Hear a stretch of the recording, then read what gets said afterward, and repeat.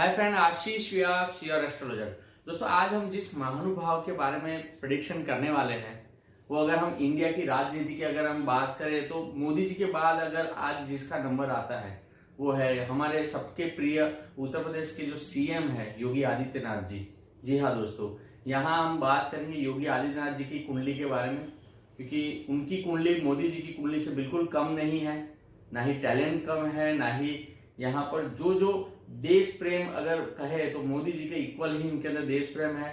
इनके अंदर उतनी ही अच्छी स्किल है, वो अच्छी तरह से देश को चला सकते हैं। और इस वक्त अगर इंडिया की बात करें तो इंडिया का सबसे बड़ा जो कॉन्स्टिट्यूंसी है, यहाँ विधानसभा है 135 सीटों वाली, वहां पर जो योगी आदित्यनाथ जी है वो यहाँ उनके सीएम है, उस राज्य के सीएम है। दोस्तों, यहाँ योगी आदित्यनाथ जी की कुंडली के बारे में हम आज डिटेल में डिस्कशन करेंगे कि क्या वो अगले पीएम बन सकते हैं, आगे का उनका भविष्य क्या रहेगा, उनकी कुंडली कैसी है। डिटेल में अगर बात करें तो यहाँ आपके नॉलेज के लिए मैंने उनकी कुंडली बताई है। सिंह लग्न की कुंडली है, लग्न स्थान का जो मालिक है सूर्य 10वें स्थान में है। ये एक अपने आप में ही बहुत बड़ा राजयोग बनता है, क्योंकि लग्न सूर्य है, सूर्य यानी राजा, जन्म से ही लीडरशिप क्वालिटी लेके ये पैदा हुए हैं। यह लग्न स्थान का मालिक 10वें स्थान यानी सत्ता के स्थान में है। सूर्य वैसे ही सत्ता का कारक है और वो सत्ता के स्थान में बैठा है, ये अपने आप में एक राजयोग है। उनके साथ में सूर्य के साथ में बुध है, जो बहुत बड़ा बुद्धादित्य योग बना रहा है।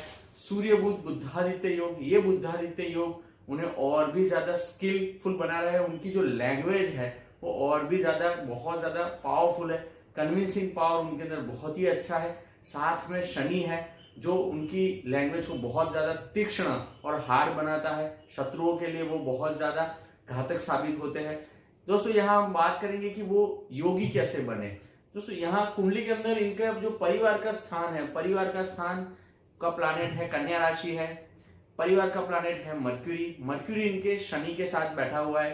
पिता का कारक ग्रह सूर्य भी शनि के साथ बैठा है। दोस्तों, यहाँ शनि के साथ सूर्य होने से पिता का सुख कम है। परिवार का प्लैनेट होने की वजह से परिवार से वो दूर है, छोटी ही एज में अपने परिवार से दूर चले गए और इतने बड़े महंत की उनको उपाधि मिली।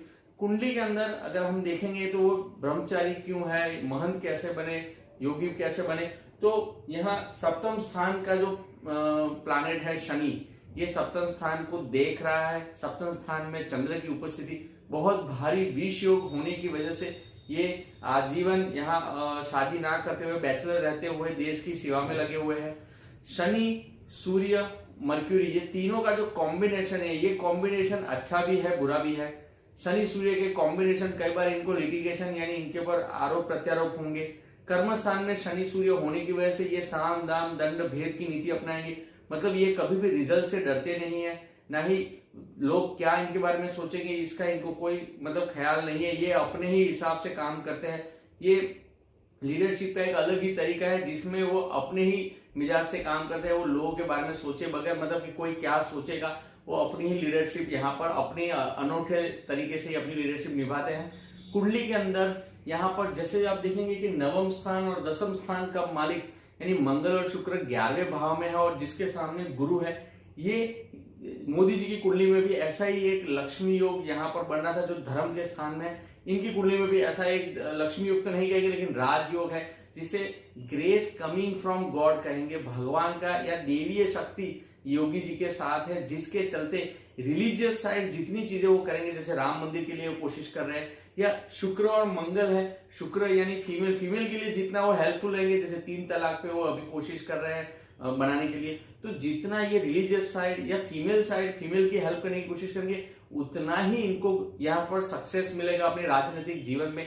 कुंडली इनकी बहुत ज्यादा स्ट्रांग है, बहुत ज्यादा पावरफुल है। कुंडली के अंदर सूर्य शनि कॉम्बिनेशन को छोड़ दिया जाए, क्योंकि सूर्य शनि कॉम्बिनेशन के चलते उनको अपनी सत्ता चलाने में काफी ज्यादा चैलेंजेस आएंगे, काफी ज्यादा स्ट्रगल आएगी। 12वें स्थान में केतु मोक्ष कारक ग्रह है। केतु मोक्ष कारक होने की वजह से यहाँ ये कोई भी लोभ लालच इनको हरा नहीं पाएगा। ये देश के लिए समर्पित रहेंगे, इनको कोई भी लालच के बगैर ये अपने देश की सेवा कर पाएंगे। सामने 6ठे स्थान में यहाँ पर राहु है। राहु इनके शत्रुओं को बढ़ाएगा, लेकिन ये राहु शत्रु को बढ़ाएगा भी और उन्हीं शत्रु को नाश करेगा। आप जानते हैं योगी जी का जो स्वभाव है, आजकल जो भी यूपी के अंदर जो भी कानून व्यवस्था उनको बनाने के लिए उन्होंने इतना स्ट्रिक्ट यहाँ इनके स्टेप लिए हुए हैं जिसकी वजह से बहुत सारे लोग इनके दुश्मन बने हैं। लेकिन राहु के चलते यहाँ पर कोई भी दुश्मन इनको हरा नहीं पाएगा। कोई भी दुश्मन, चाहे वो पॉलिटिकल दुश्मन हो, चाहे वो लोकल जो एरिया के जो भी माफिया है, वो इनको कभी भी कोई भी प्रॉब्लम नहीं कर पाएंगे। योगी जी का हमेशा यहाँ पर आगे वर्चस्व बना रहेगा।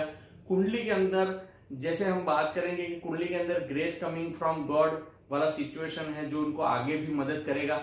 इनका यहाँ पर 8वां जो स्थान है, ये स्थान वारसागत मिलकत का है। ये स्थान का प्लैनेट गुरु है जो यहाँ पर खुद की राशि में है। इनको अगर हम वारसागत मिलकत में बात करेंगे तो यहाँ इनको पदवी मिली है इनके गुरु के तरफ से। यहाँ पर ये योगी की पदवी मिली है और ये पूरा मठ संभालते हैं। अपने एरिया में बहुत ज्यादा फेमस है गोरखपुर में। यहाँ लोग उनको बहुत ज्यादा चाहते हैं।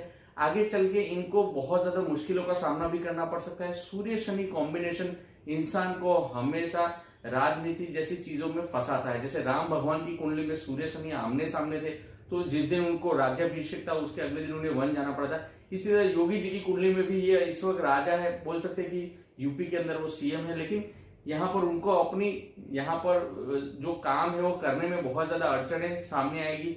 आगे का समय योगी जी के लिए स्पेशली यहाँ पर सितंबर के बाद का समय योगी जी के लिए यहाँ शत्रु बहुत ज्यादा इनको परेशान करेंगे। यानी कोई ना कोई दिक्कत आएगी, राजनीतिक शत्रु हो या दूसरे माफिया हो, उनसे उनको परेशानी होगी। कोई ना कोई ऐसे इश्यूज आएंगे जिसकी वजह से योगी जी को यहाँ पर सुनना पड़ सकता है, ब्लेमिंग हो सकता है।